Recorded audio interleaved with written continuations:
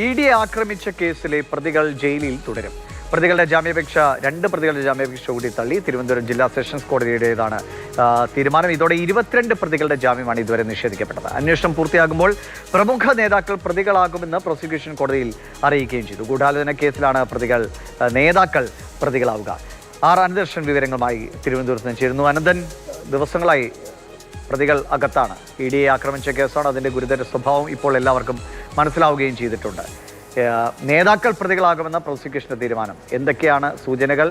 കോടതിയിൽ എന്ത് സംഭവിച്ചു? ദിവിഷ്, എൻഫോഴ്സ്മെന്റ് ഡയറക്ടറേറ്റ് ഉദ്യോഗസ്ഥരെ ആക്രമിച്ച കേസിലെ പ്രതികൾ കഴിഞ്ഞ 55 ദിവസമായി ജയിലിൽ തുടരുകയാണ്. ഇന്നിപ്പോൾ 2 പേരുടെ ജാമ്യാപേക്ഷ കൂടി തള്ളിക്കളഞ്ഞു. ഇതിനിടയിലാണ് പ്രധാനപ്പെട്ട ഒരു വാർത്ത കൂടി അതുമായി ബന്ധപ്പെട്ട് വരുന്നത്. അതായത് ഈ കേസിന്റെ അന്വേഷണം അതിന്റെ ഗൂഢാലോചന സംബന്ധിച്ച കാര്യങ്ങളിലേക്ക് തിരിഞ്ഞു എന്നുള്ളത്.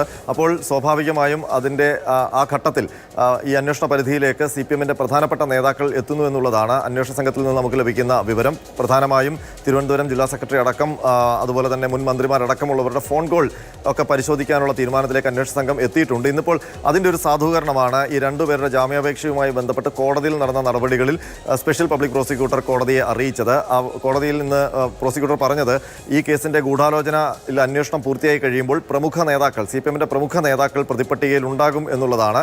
അതിനൊപ്പം തന്നെ ഈ 2 പ്രതികളുടെ ജാമ്യാപേക്ഷ തള്ളുമ്പോൾ കോടതി പ്രോസിക്യൂഷന്റെ പല വാദങ്ങളും അംഗീകരിക്കുകയായിരുന്നു. അതിലേറ്റവും പ്രധാനപ്പെട്ട വാദം എൻഫോഴ്സ്മെന്റ് ഡയറക്ടറേറ്റിന്റെ പരിശോധന ആരംഭിച്ച് 5 മണിക്കൂറിനുള്ളിൽ 300 പേർ പ്രതികളായ ഒരു അക്രമം ഉണ്ടായിട്ടുണ്ടെങ്കിൽ അതിന് പിന്നിൽ രാഷ്ട്രീയ ഗൂഢാലോചനയുണ്ട് എന്നായിരുന്നു പ്രോസിക്യൂഷന്റെ വാദം. ആ വാദം കോടതി അംഗീകരിച്ചു. അതിനൊപ്പം തന്നെ പ്രതികൾ പുറത്തിറങ്ങിക്കഴിഞ്ഞാൽ അത് തെളിവ് നശിപ്പിക്കും, അതുപോലെ തന്നെ ഒളിവിൽ പോകാനുള്ള സാധ്യതയൊക്കെ കോടതിയും അംഗീകരിക്കുന്നുണ്ട്.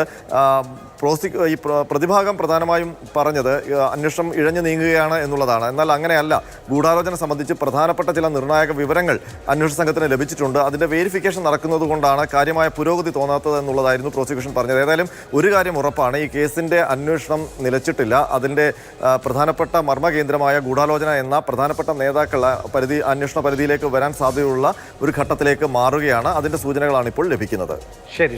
അനന്തകൃഷ്ണനാണ് വിവരങ്ങൾ നൽകി. ഇഡി ആക്രമിച്ച കേസിൽ അതിന് പിന്നിൽ ഗൂഢാലോചന ഉണ്ട് എന്ന് കൃത്യമായി സംശയിക്കാമെന്ന് കോടതി തന്നെ പറയുകയാണ്.